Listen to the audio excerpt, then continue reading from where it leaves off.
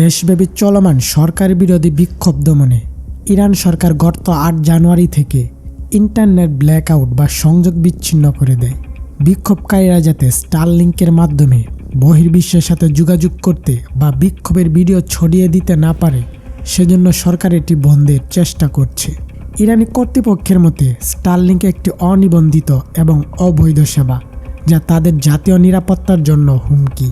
ইরানের পররাষ্ট্রমন্ত্রী আব্বাস আরাগচি দাবি করেছেন যে দেশের বাইরে থেকে সন্ত্রাসবাদী কার্যক্রমের নির্দেশ আসছিল এবং তা ঠেকাতেই এই পদক্ষেপ নেওয়া হয়েছে।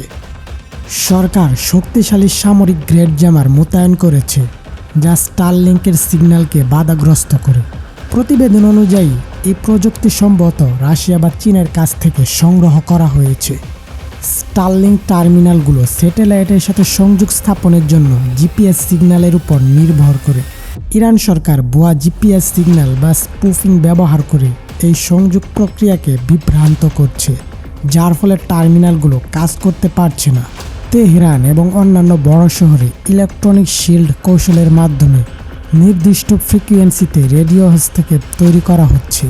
এতে টার্মিনালগুলো স্যাটেলাইটের সাথে ডেটা আদান প্রদান করতে পারছে না। গোয়েন্দা ড্রোন এবং উন্নত নজরদারি প্রযুক্তির মাধ্যমে ছাদ বা উঁচু স্থানে থাকা স্টারলিংক টার্মিনালের রেডিও সিগন্যাল শনাক্ত করা হচ্ছে। শনাক্ত হওয়ার পর সেগুলো জব্দ করা হচ্ছে।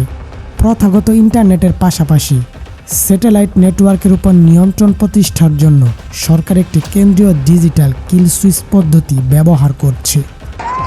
ইরানের দেশব্যাপী বিক্ষোভ ও সরকারি ইন্টারনেট ব্ল্যাকআউটের মুখে ইলন মাস্ক সেখানে স্টারলিংক সেবাটি সম্পূর্ণ ফ্রি বা বিনামূল্যে করে দেওয়ার ঘোষণা দেন। বিক্ষোভের সময় ইরান সরকার দেশজুড়ে ইন্টারনেট বিচ্ছিন্ন করে দিলে সাধারণ মানুষ ও বিক্ষোভকারীদের যোগাযোগ সচল রাখতে এই পদক্ষেপ নেওয়া হয়।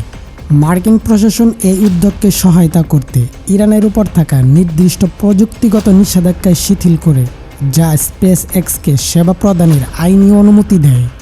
ফ্রি সেবা ঘোষণার পর কালোবাজারির মাধ্যমে কয়েক হাজার স্টারলিংক রিসিভার বা টার্মিনাল ইরানে প্রবেশ করে। বর্তমানে দেশটিতে 50,000 থেকে 1 লক্ষ টার্মিনাল সচল রয়েছে বলে ধারণা করা হয়। ইরান সরকার এই ফ্রি সেবাকে তাদের সার্বভৌমত্বের উপর আঘাত এবং ডিজিটাল আগ্রাসন হিসেবে অভিহিত করেছে। তবে এই ফ্রি সেবা ঘোষণার পরপরই খামেনি সরকার স্টারলিংকের সিগন্যাল অচল করতে অত্যন্ত শক্তিশালী সামরিক জ্যামার ব্যবহার শুরু করে, যা বর্তমানে সেবার মান 80% পর্যন্ত কমিয়ে দিয়েছে।